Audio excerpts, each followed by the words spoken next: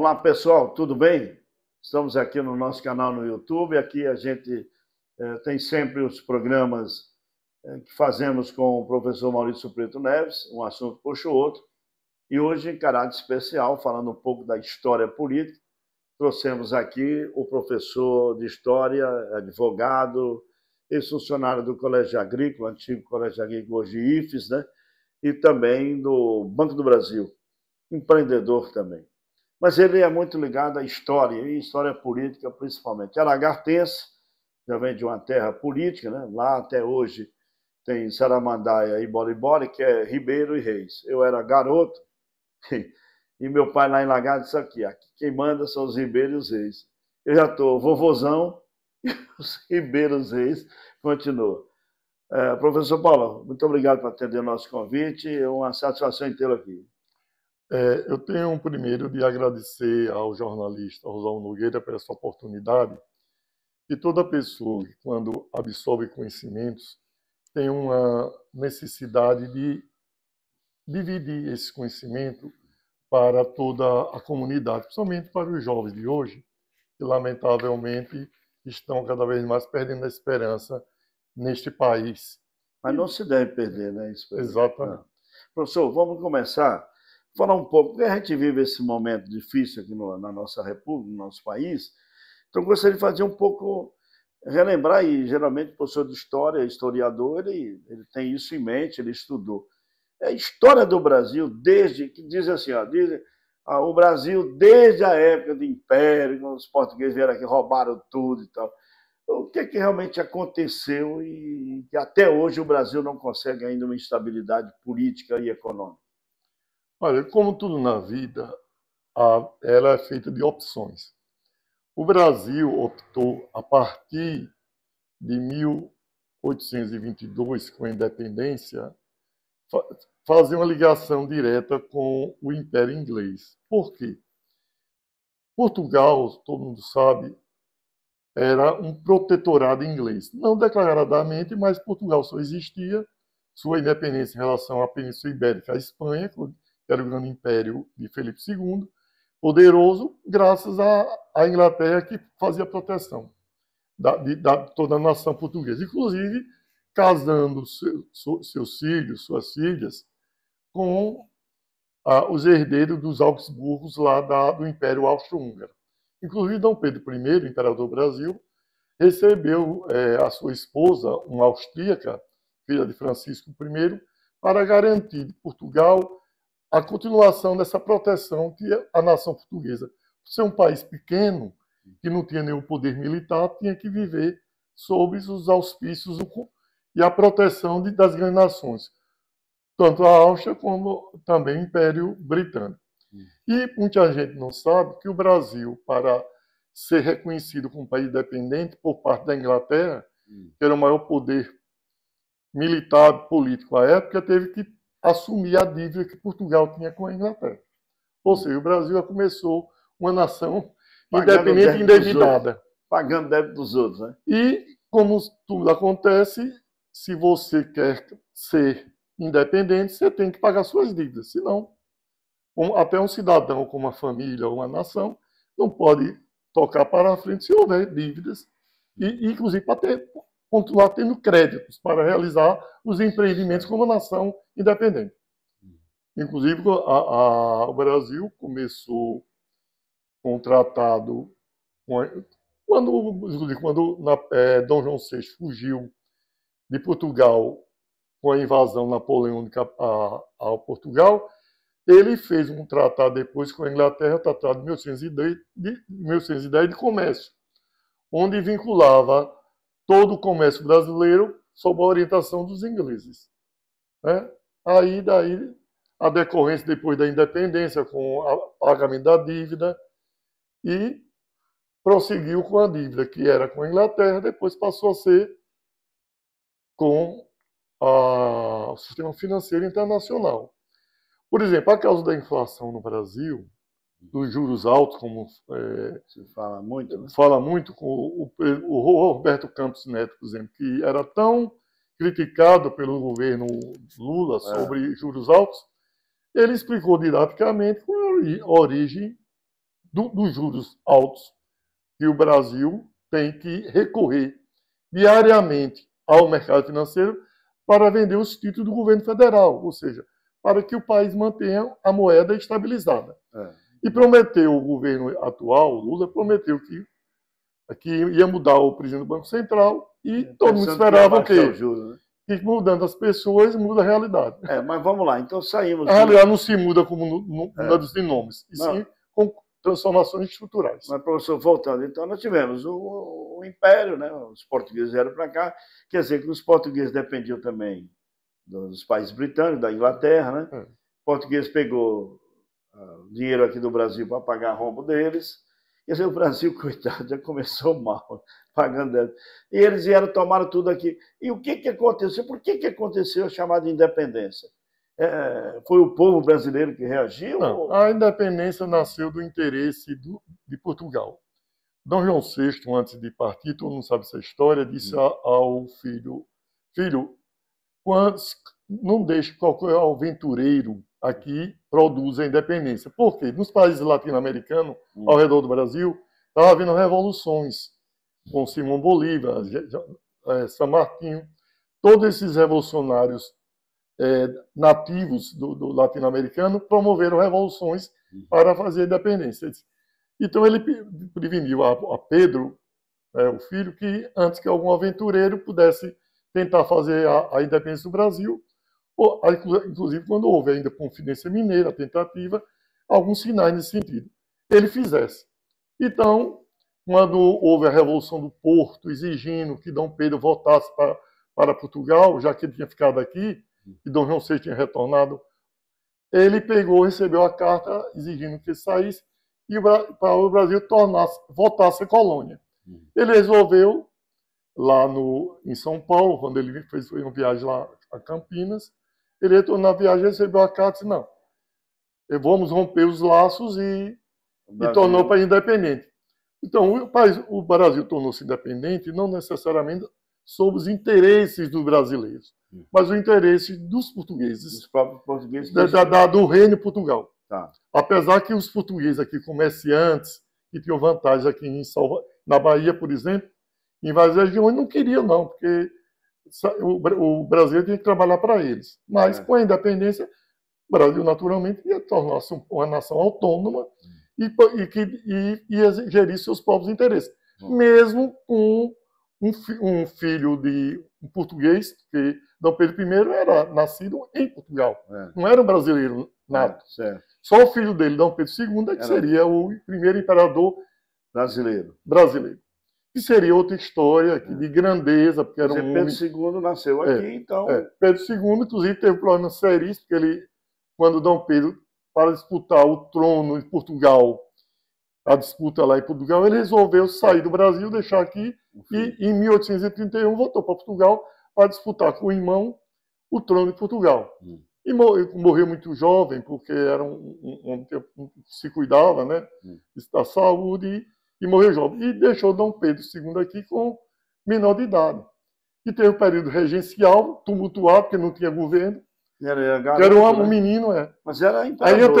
Aí anteciparam a maioridade dele com 16 anos, se não me engano, para que ele assumisse o trono.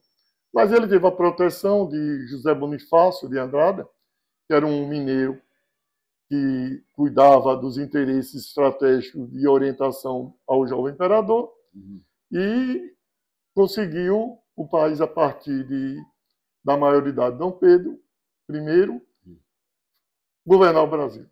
Né? Dom Pedro II. Dom Pedro II. Aí ele governou. O Bonifácio era um assessor forte. Exatamente, era um conselheiro. Política e... Chamava o patriarca, né? O patriarca da independência. Que continuou, né? Tá.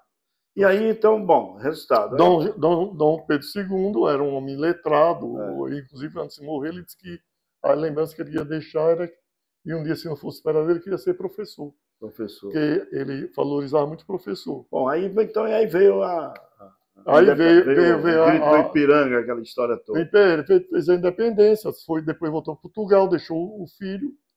O filho, quando assumiu, governou até 1889, quando foi proclamada a República. O problema do Brasil É como tudo na vida, é a sua essência, do DNA, onde tudo começa. A independência começou do jeitinho brasileiro, né? Deram um jeitinho, né? Na República, também, devido ao problema da abolição da escravatura, um dos grandes proprietários de terra mantinha o poder. Inclusive, tem um grande escritor alemão, o Fernand Lassalle, fala sobre os fatores reais do poder. Quais são os fatores reais do poder? Naquela época, era o exército, né? O setor de finanças, os grandes comerciantes industriais que tinham dinheiro, e a massa popular, o povo. Né? Uhum. Geralmente, no período, quando foi proclamada a República, o povo disse que assistiu bestificado à proclamação. Não houve participação popular nenhuma, foi um golpe. Veio de uma noite. Já foi o primeiro golpe ali? Foi golpe. Já foi dado um golpe ali. Botar aqui Dom Pedro, independência, morte, aquilo foi tudo lorota, né? Não, eu estou falando da República. Certo. A independência antes, foi um jeitinho também. Antes que o brasileiro fizesse por si só, Dom Pedro I fez a independência. Depois, quando tinha problema em Portugal, ele voltou, deixou o país. Ele até, de certa forma, o interesse português prevaleceu sobre o interesse brasileiro. Porque ele, em 1831, ao deixar o Brasil e disputar um trono lá em Portugal, ele deixou o Brasil, quer dizer, praticamente abandonado. Filho de menor. E uma espécie de regência que foi tumultuado, com várias revoluções no norte. Professor, então tudo bem. Aí veio a proclamação da República. Marechal Deodoro. Na República, Deodoro, que era, inclusive, disse amigo do imperador, o grande problema de ser amigo de que depois ele ia apoiá-la pelas costas. Getúlio Vargas, que veio depois no período republicano, diz uma frase muito interessante.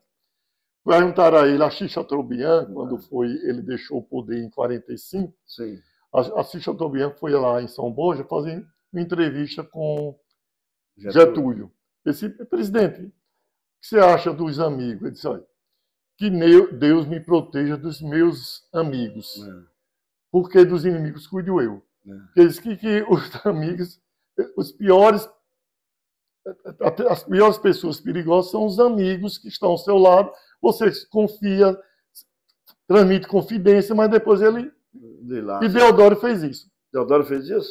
E pegou numa madrugada, embarcou à força o imperador e toda a família imperial, botou no navio e empurrou para Portugal. Quer dizer, com uma coisa que...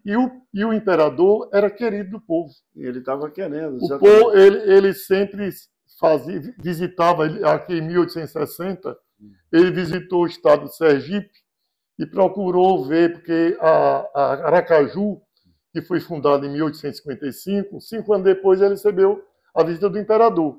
Aquela ponte que tem ali na rua, chamada Rua da Frente, Livre do Prado, fizeram uma ponte de madeira enfeitada para receber Pedro II. Ele veio a nave, a caravela, ficou no navio, ele veio com um barco para atravessar esse canal aí da barra, que era sempre difícil, mas chegou à ponte aqui. E ele visitou aqui para dar ajuda, inclusive levar a beleza do Palácio Olímpico Campos, na Praça Alves Cardoso, teve que ajuda. Aracaju se embelezou. Aracaju era feita com casas de palha, a pobreza vivia abandonada, aqueles morros que tinha aqui, depois chamado Morro do Bonfim, ali perto da rodoviária velha, e era uma vilazinha de pescadores no Santo Antônio para cá. E Dom Pedro esteve aqui e era... Só para dar um exemplo, que ele cuidava, ele viajava para o Brasil todo, viajava para a Europa, trazia para o Brasil conhecimentos na botânica, na zoologia, e era interessado, ele amava esse país. Trouxe um entusiasta. A primeira estrada de ferro no Brasil, ele trouxe no final do século XIX, inclusive o telefone, tudo que era moderno ele trazia para o Brasil. Mas esse homem foi, em 1889, traído por o seu amigo, inclusive os tenentes, naquela época, Benjamin Constant e outros tenentes, que tiveram influência de formação nos Estados Unidos, trouxeram as ideias republicanas, aquele ideal até um ingênio, como que a República trouxesse a felicidade para o povo brasileiro. Então, a República foi empurrada lá dentro para o brasileiro. E daí, nasceu esse defeito. Nasceu de um golpe. A Primeira República, que vai de 89 até 1930, com todos os vícios, os grandes problemas que Rui Barbosa denunciou, quando dizia que um dia o Brasil, de tanto ver a safadeza, a corrupção, que ainda hoje continua, né? O cidadão honesto teria vergonha de ser honesto. Quer dizer, hoje em dia no Brasil, por que essas lideranças nossas são tão de qualidade ruim? Porque os homens de bem, os homens que prezam pela decência, pela ética, não querem entrar na política. Porque se enoja. Acha que é um chiqueiro. Né? Aí fica difícil. Mas, enfim, aí veio a República. Depois a República deu com problemas, com tentativa de golpes. Aí até em 30, Getúlio veio. 30 foi Getúlio. Fez o chamado revolta. Não, 30 ele deu um golpe. Ele deu um golpe? O Washington era presidente do Brasil, Washington Luiz, tinha seu candidato Júlio Prestes eleito. Ele impediu que Júlio Prestes tomasse posse e deu um golpe. Pegou as forças de Eduardo Gomes aqui no norte, né? E junto com ele lá, e Antônio Carlos em Minas, juntaram os três e juntaram a força de Minas, Rio Grande do Sul e o Nordeste e vieram até Rio de Janeiro. Eles chegaram lá no Catete e assumiu o poder. Então, aí governou de 30 a 45, como ditador. 15 anos? 15 anos, como ditador. Ele começou, os paulistas em 32 tentaram a revolução para voltar ao país da democracia, teve aquela chamada revolta constitucionalista de 32, que foi massacrada, inclusive grande parte nordestina tiveram que ser convocados para ajudar o exército de Getúlio para debelar a Revolução de 32, mas ele prometeu a Constituição, deu uma Constituição ao Brasil em 34, mas que em 37 havia uma onda no mundo de ditadura, de Mussolini na Itália, de Hitler na Alemanha, e sob a influência desse povo, desse ditador aqui também, em 37, ele deu um golpe chamado... Deu um golpe em 30, que chamou Revolução, e em 37 deu um golpe do Estado Novo. E aí começou a perseguição mesmo, a dureza, tortura, exílio, foi quando... O Getúlio governando. O Getúlio governando. Quer dizer, então foi um ditador também. Aí quando afundaram os navios aqui em 42, os comandantes da Marinha... Exército. Da Marinha lá, alemã, vieram aqui em Sergipe, na costa de Sergipe aqui da Bahia de Alagoas, e tinha navios mercantes que o Brasil estava ajudando os aliados discretamente, através de mercadoria, de movimento que vinha na costa brasileira. Quando os alemães souberam, vieram neutralizar, afundando os navios. Afundaram 3 navios aqui, na costa de Sergipe. Uma coisa horrível que teve aqui, que muita gente não sabe, é que os navios foram afundados, os mortos caíram aqui na região hoje da chamada Praia dos Náufragos, depois da rodovia Zé Sarney, que hoje chama Inácio Barbosa, né? Barbosa, E ficaram os cadáveres lá. Alguns sergipanos saíram daqui, disse que iam ajudar, chegaram lá, cortavam os dedos dos cadáveres para arrancar os anéis, pegaram as mercadorias e até malas com dinheiro e surrupiaram, roubaram os cadáveres lá. Coisa que envergonha Sergipe, muita gente não conta, porque com vergonha de fazer isso. Né? Fizeram, eles chamavam os malafogados. Malafogados é uma expressão que se usa, e se você achar de gente que foi na praia, que achou, é seu. Achou o corpo, está morto, tira então, tudo dele. rouba no redor, é assim que fizeram. E descreve gente aqui, gente que tem filho de família importante, que enriqueceu com os despojos dos náufragos, do torpedeamento dos navios em 42. Depois desse torpedeamento, foi um escândalo nacional, os jornais divulgaram, os estudantes em Aracaju saíram na rua em passeata, inclusive pegaram a residência dos italianos aí, de Nicola Mandarino e outros aí, e depredaram o prédio onde é hoje a Cúria Metropolitana, ali no Parque Teófilo Dantas, né? Sim. Ali na esquina. Santa Luzia. Eles pegaram, jogaram lá de cima, no primeiro andar, as coisas do enxoval da filha de Mandarino, de Nicolau Mandarino. Pegaram, quebraram um piano. Fizeram uma coisa de jovem estudante, que não havia provas realmente, e até hoje tem provas de que os imigrantes italianos ajudaram os navios, os submarinos alemães, no torpedeamento dos navios brasileiros aqui na costa do Sergipe.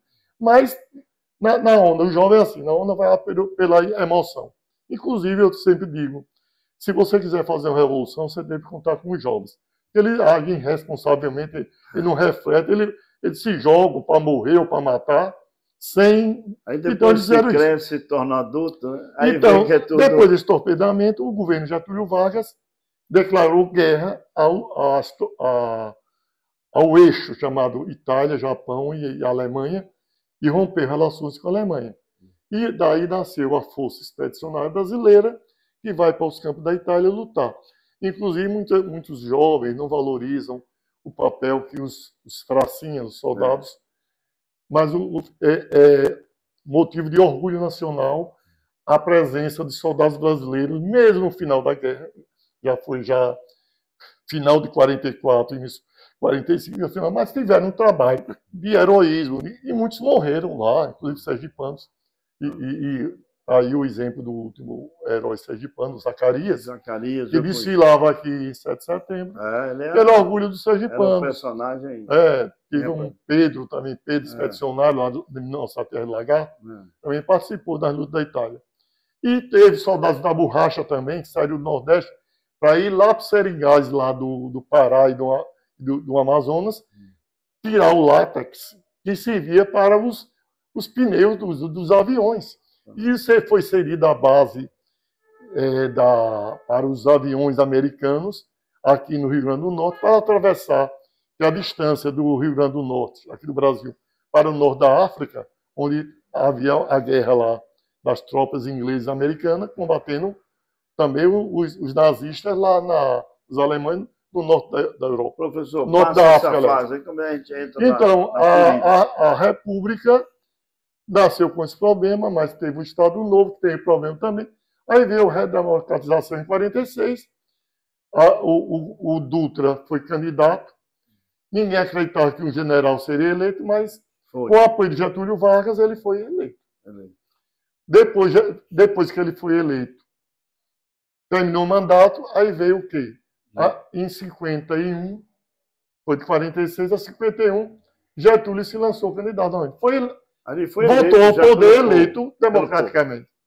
Mas contou, como ele tinha sido ditador durante 15 anos, houve uma oposição ferrenha de Carlos Lacerda e outros opositores aqui, que tinham perdido a eleição com ele, como o Eduardo Gomes, que tinha sido tenente, que ajudou ele em 1930 a fazer a Revolução, mas voltou em 51 para disputar a eleição com ele. Mas naquela época já dizia que Getúlio ganhou a eleição roubada? Não, ele foi eleito. Conversa, não? Ele foi eleito e contou com apoio. Era voto em papel, né? Porque o pessoal tem a campanha "Queremos o velhinho de volta". O velhinho. Eu lembro que meu pai, João Nogueira, o seu avô, ele era muito fã de Getúlio. Porque ele tinha uma estatueta de Getúlio. Getúlio criou as leis trabalhistas, as leis de proteção. Coisas boas que ele fez. A Previdência Social, todas as leis de proteção ao trabalhador, foi criado por Getúlio. Então, Getúlio... Ele enfrentou... nem todo tirano, nem todo ditador faz só... Porque o pessoal da chamada esquerda sempre começa a falar, dizer que era o Satanás, era aqui, não presta, não. Mas a direita tem que olhar em nome da verdade. A direita também chama os comunistas de Satanás, come criança. Quando você você é idiota e quer desmoralizar, quando o cara é de direita é fascista. Quando o é de esquerda é comunista. Tudo isso aí é besteira. É ilusão do povo que acredita. Eu vou na Bíblia e diz: conhecereis a árvore pelos seus frutos. Se os frutos é bom, que venha do inferno. Não tem interessa. Apesar que no inferno, para nós cristãos, não acredito que venha. Melhor dizer, venha de onde vier. O que é? Os frutos. Você conhece a árvore? Se os frutos foi bom, não interessa que a árvore é boa. Se é um pé de jabuticaba, ou uma jaqueira, ou uma mangueira, se você colhe o fruto e ele é gostoso, não tem problema. Sério benefício. Então, hoje, voltando Não, aí depois, não, Getúlio cometeu suicídio, porque houve um problema seríssimo lá. Veja bem o que é. Nós já falamos um dia desse aí no Brasil sobre mensalão e petrolão. Mas naquela época o filho de Getúlio queria ser candidato a deputado federal, mas não tinha dinheiro. Então ele simulou uma venda na fazenda do pai lá em São Borja para o capataz. Claro que o capataz não tinha dinheiro para comprar a fazenda dele. Aí ele chegou ao Banco do Brasil, né? E chegou para o gerente lá, vamos fazer um simulacro de empréstimo. Aí arranjou empréstimo para financiar a campanha. Do filho dele. Que era uma venda da fazenda, usou como chama, laranja. Usou o capataz da fazenda como laranja. Que pilantra. Aí quando o pai não sabia disso, Getúlio. Porque Getúlio é uma pessoa, apesar de ter os defeitos como todo qualquer ser humano, né? Ele era capitão do exército, era um cara, era um homem formado em direito, conhecia a lei, era um cara sábio. Mas ele chegou, quando ele soube na reunião lá no Catete, na semana que ele cometeu o suicídio, ele disse: ó, meu filho, quando o filho convida. A imprensa já noticiava, né, os jornais lá, Tribuna de Imprensa, com Carlos Lacerda. Aí ele disse: meu filho, a lama invadiu a nossa casa. O próprio Getúlio. Ele diz isso. Pronto. Aí ele sentiu perigo. Ou ele sairia preso. Ele preferia. Ele seria vergonha, um homem da estirpe, da estatura de Getúlio. Não poderia sair. Aí ele pegou, deu um tiro no coração e deixou aquela carta de desabafo, né, a chamada carta aos brasileiros, e deixou um legado. Tanto é assim o prestígio dele, que ele morreu, como ele diz, eu saio da vida para entrar na história. Entrou na história. Ficou na história. O maior gesto de Getúlio foi, tanto é assim que, só para lembrar, o sucessor de Getúlio quem foi? Juscelino. Foi um grande presidente. Né? Inclusive, muita gente não sabe, mas eu lendo a biografia de Juscelino, o único que compareceu aos funerais dos governadores do Brasil todo naquela época foi Getúlio, foi Juscelino. Ele compareceu aos funerais, prestou homenagem. Aí depois ele pegou o PSD dele, e aqui em Sergipe era Zé Olaiberg Leite, era a Cris Garcês lá nos nossos Lagarto. O PSD juntou-se ao PTB. Nessa aliança, PTB era de Getúlio. Ele ganhou, apesar que na urna, naquela época, não se exigia maioria absoluta. Ele teve 37% dos votos, foi o mais votado, e a turma da esquerda não queria que ele tomasse posse. Quem garantiu a posse? Eles queriam dar um golpe em cima dele. O esquerdista queria golpear. Getúlio cometeu suicídio, Café Filho assumiu por poucos meses, depois veio a eleição, o Juscelino foi eleito, mas não queria dar posse a Juscelino. Aí o Marechal Henrique Teixeira Lott, que era um homem íntegro, disse: não, garanta a posse. Ele foi eleito assim. E fez o maior governo em período tranquilo de democracia do Brasil, foi Juscelino. Juscelino deixou uma herança no Brasil, pena que não houve reeleição naquela época. Ele podia ser reeleito. Porque ele quis levar o Brasil a uma grande aliança com o capitalismo. Que, na verdade, veja bem, nisso tudo que o Brasil vem atravessando hoje, e desde aquela época, é a indefinição sobre a opção política do Brasil. O Brasil vai ser um país capitalista ou socialista? Aí tá essa... A esquerda, desde 1922, com os tenentes, e depois em 30, e sem nenhum demérito aos tenentes e aos nacionalistas, inclusive em 64, na Revolução, ou no golpe de 64, eles queriam que o Brasil tivesse um rumo próprio, sem se aliar nem aos comunistas, de Luiz Carlos Prestes e influência toda internacional da União Soviética, que inclusive financiava os esquerdistas aqui no Brasil, do Partido Comunista Brasileiro, de Luiz Carlos Prestes, era financiado com dinheiro dos russos. Getúlio tentou romper com isso, então ele dá um nacionalismo. Em 64, foi a mesma coisa, com Castelo Branco, com Costa e Silva, Garrastazu Azul Médici, Figueiredo. Quer dizer, desde os tenentes queriam um país independente dos americanos, do capitalismo americano, como nação livre, Mas o que acontece? Um país só se faz um país livre com estudo, com se preparado, com criação de ciência, com a indústria, com uma coisa com autonomia. Nós falamos há pouco, há alguns minutos, sobre a independência do Brasil. O Brasil sempre foi independente da Inglaterra e depois dos Estados Unidos. E continua ainda dependendo do capital. Por exemplo, qual era a maior pauta de produto de exportação brasileira no período da colônia? Produto agrícola, pau-brasil. Então, hoje nós mandávamos pau para todo mundo, né?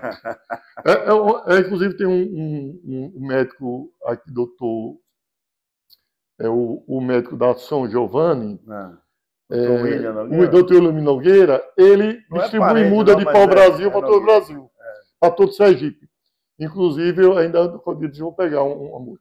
Então, era exportado pau-brasil. Depois de pau-brasil, veio o quê? Cana-de-açúcar. Era o açúcar.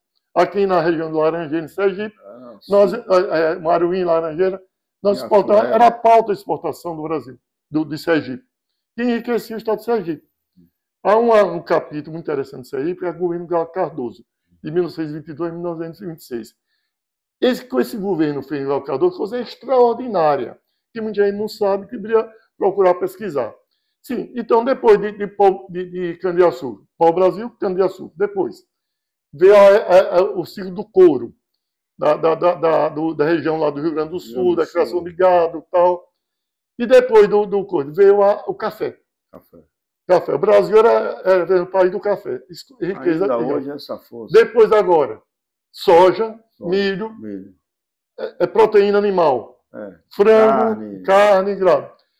O que é que nós exportamos de tecnologia, de alta tecnologia? O que o Brasil produziu em termos de ciência? Qual foi o prêmio Nobel do Brasil em termos de ciência? Na química, na física, na matemática, em coisa. Até na literatura. E tem que ter um prêmio Nobel na literatura, que era o Jorge Amado. Mas um dia eu vendo o depoimento no Roda Viva, o programa da TV Cultura, perguntaram assim a um elemento do comitê lá do Nobel, lá na Suécia, né? Por que o Brasil não recebeu o prêmio Nobel? Toda vez que surge um candidato, são os próprios brasileiros que mandam tanto desconstruindo a figura. Jorge Amado foi um, que tinha sido membro do Partido Comunista. Isso aqui, tudo idiotice, que era um grande escritor, conhecido no mundo todo. Mas, professor... Mas o Brasil é assim. Tem um problema. Nós mesmo nos destruímos. Com a nossa falta de nação, de respeito próprio, de afirmação. Eu percebo que esse programa, nós vamos contar uma parte da história, mas depois teremos outros episódios, porque é muita coisa. Claro. Mas assim... Passaremos o dia todo. Então, aí veio 64, e todo mundo... Não foi ditadura, os direitistas dizem não, foi apenas para arrumar o país e tal. Na verdade, era um país desorganizado, mas houve sim um golpe. O problema da lei de 64 é o seguinte: 64, naturalmente, depende do âmbito de visão, foi um golpe. Por quê? Tem um governo legalmente constituído, que era João Goulart, que estava, inclusive, em território nacional, voando para o Rio Grande do Sul, para Porto Alegre, de Brasília para Porto Alegre, quando o Aldemir Andrade, o presidente da Câmara, declarou vago o cargo do presidente, dizendo que o presidente tinha fugido do Brasil. Ele estava em território nacional. Foi uma fraude já ali. Uma fraude. E depois, muita gente esquece. Você vê que o presidente Castelo Branco, por exemplo, foi eleito pelo Congresso Nacional.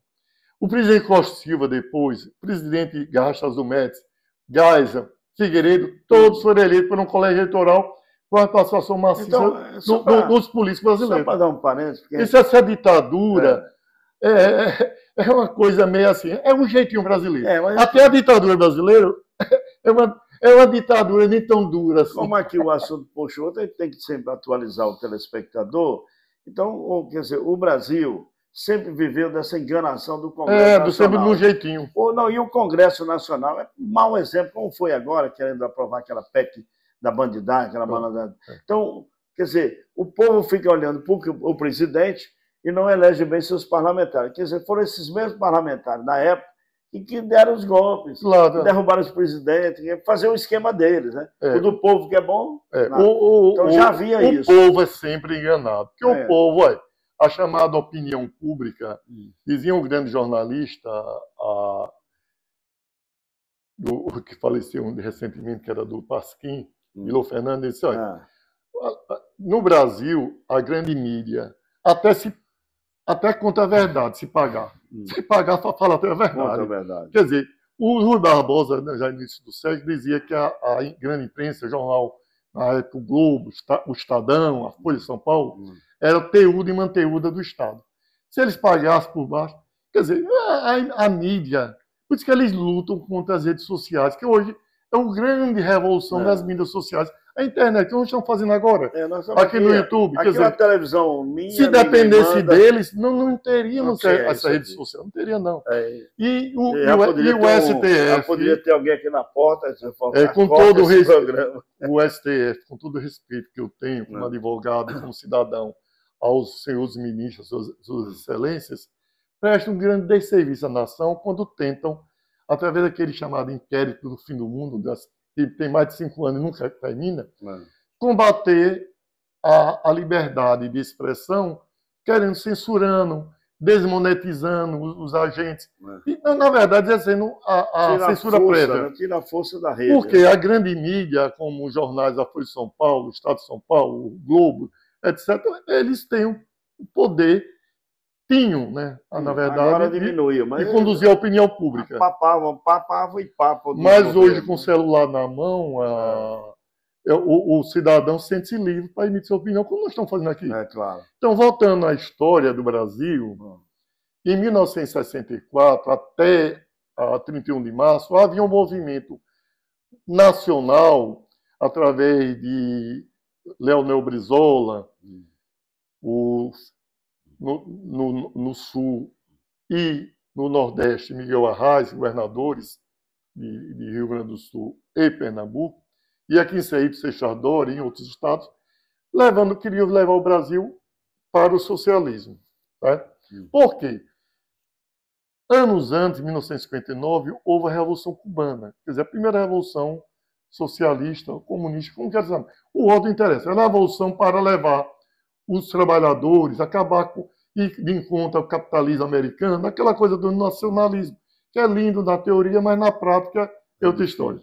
Então, havia os movimentos. Então, o golpe de 64 foi um golpe contra esse movimento, foi uma espécie de contra-golpe. Eles queriam dar um golpe com o presidente da República, que era simpático, o João Goulart, que era do Rio Grande do Sul, era muito simpático, até uma certa ingenuidade, que se contrapôs à geopolítica da época da Guerra Fria, que havia entre os Estados Unidos e a União Soviética de domínio do mundo. E o Brasil estava inserido nisso, o Brasil queria ser autônomo.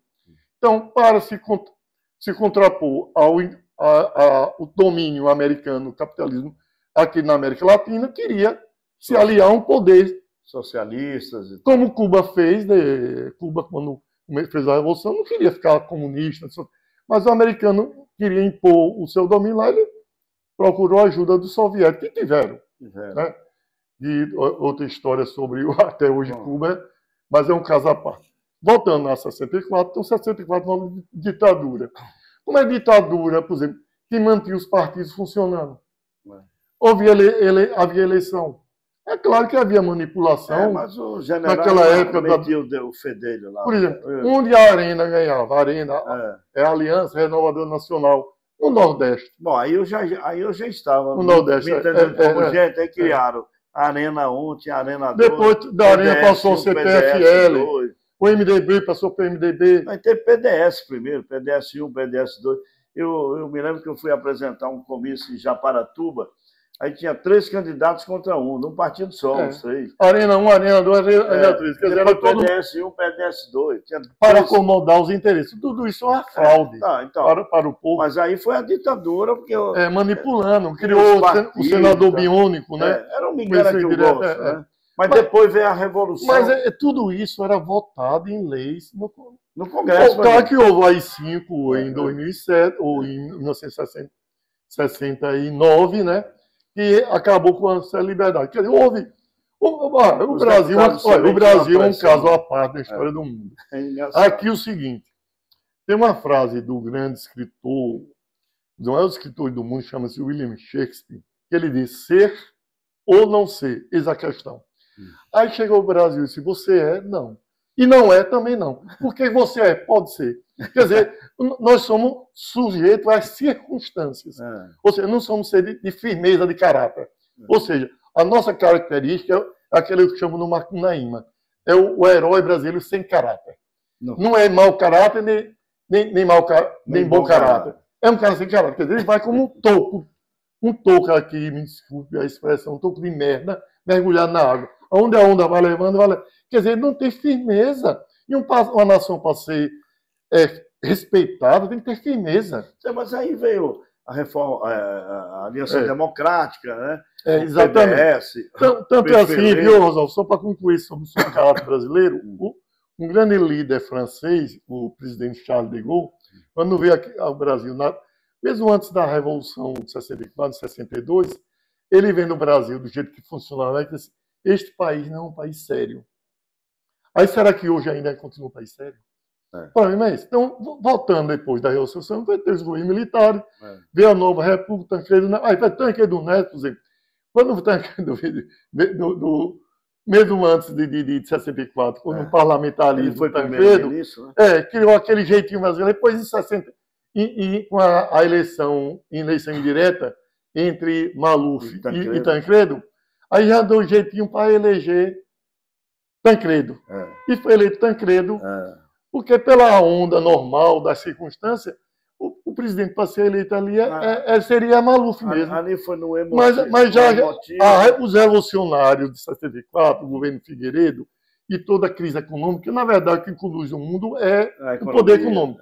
Já está fraco, aí veio Tancredo foi eleito com apoio da esquerda toda, a turma dos demagogos todinho, entendeu? Que queriam o quê? Queria mudar.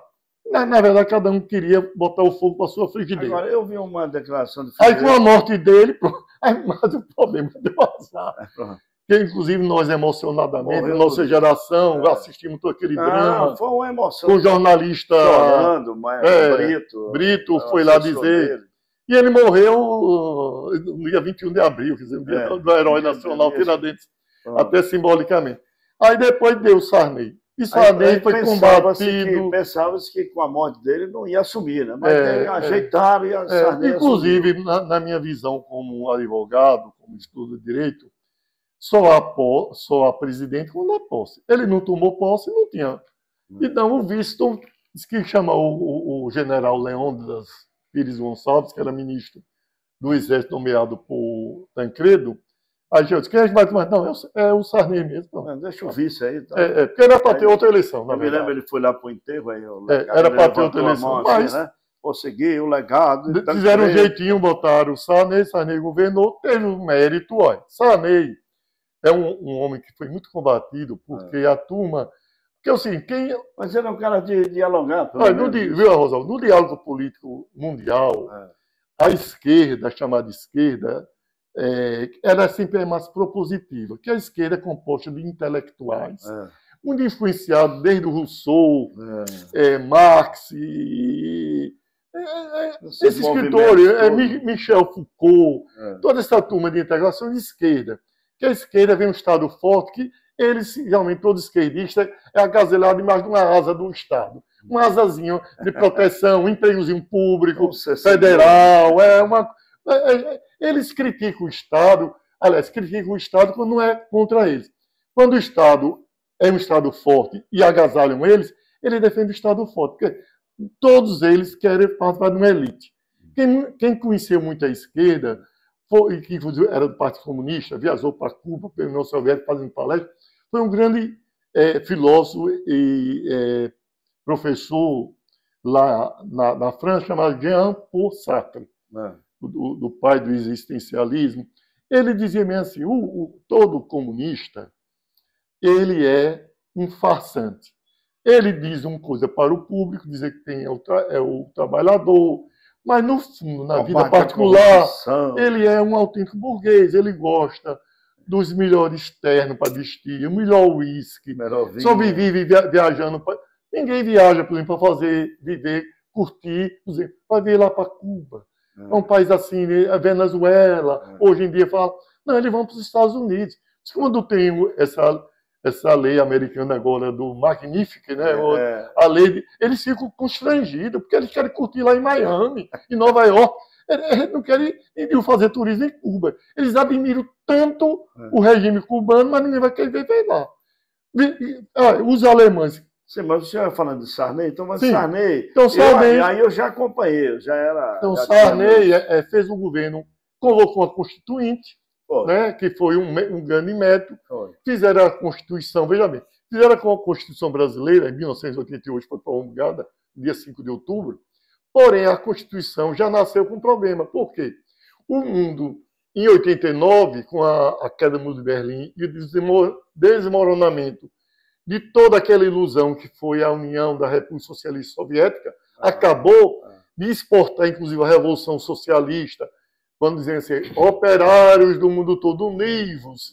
Diz que esse univos, para um operário que não entende um pouco de linguagem portuguesa, ele não sabe nem o que é isso. Tanto assim que na guerra, isso foi dito por Lenin na década de 20 e 30. Chegou na Segunda Guerra Mundial, esses operários foram matar outros operários do mundo na Segunda Guerra. Que estupidez!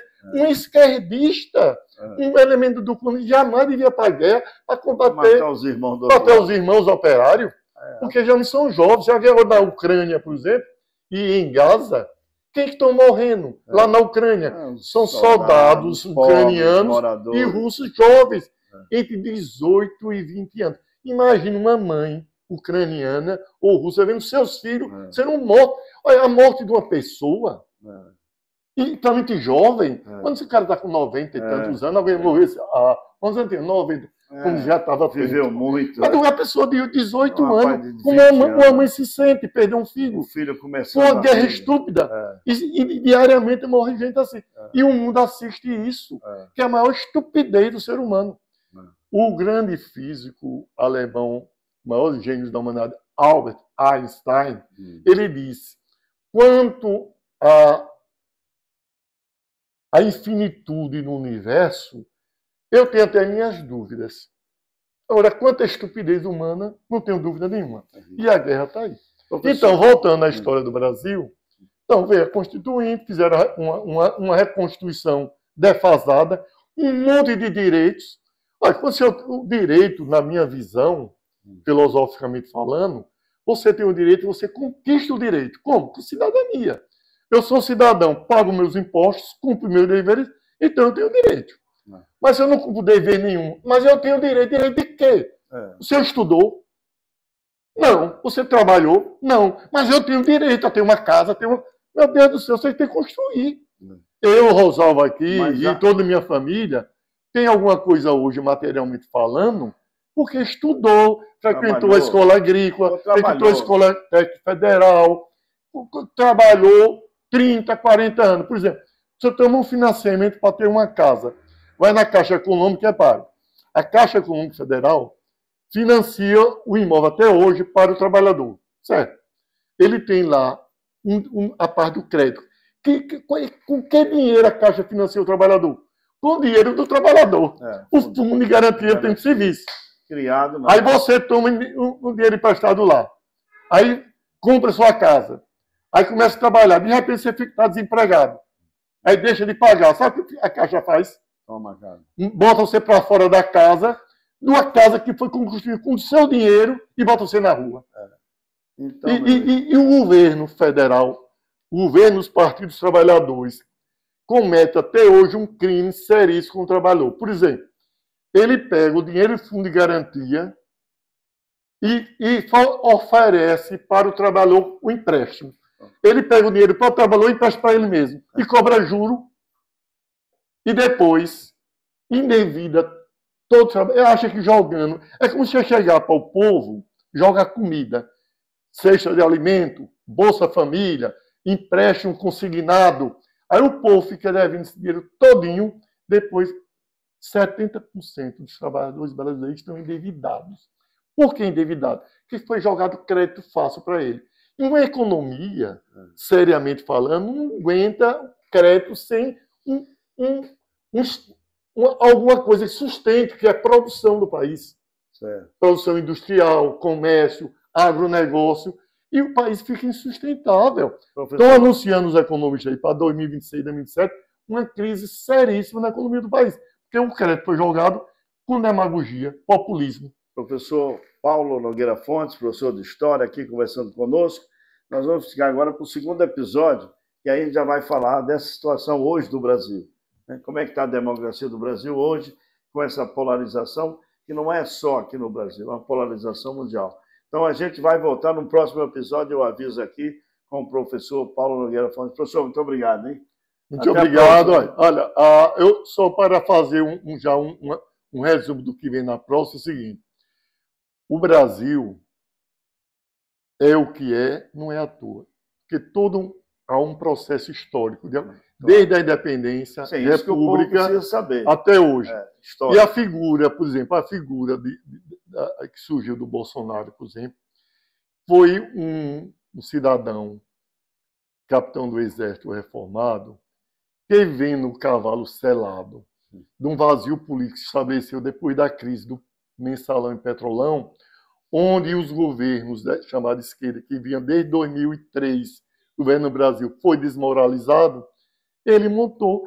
E a direita, que estava dormindo, assistindo isso tudo, aproveitou, acordou. Sim. Só que deu no que deu agora com todos os processos, a chamada tentativa de golpe, que não houve golpe nenhuma, tentativa na tarde, domingo, de 8 de janeiro de 23. Mas isso para o próximo episódio, né? Porque senão a gente conta tudo aqui. Muito obrigado a você que nos acompanha. Não se esqueça, se você ainda não se inscreveu, se inscreva aqui no meu canal, Rosalvo Nogueira. Compartilhe, passe para os seus amigos, se inscreva, porque aqui é um canal, como disse o professor Paulo, hoje com as redes sociais, é a nossa televisão, sem ditador, sem empresário, sem ninguém mandando aqui no jornalista nem no entrevistado. Então, até a próxima. E se quiser aprender alguma coisa em história, acompanhe o nosso canal aqui. Nosso canal aqui. Obrigado, professor.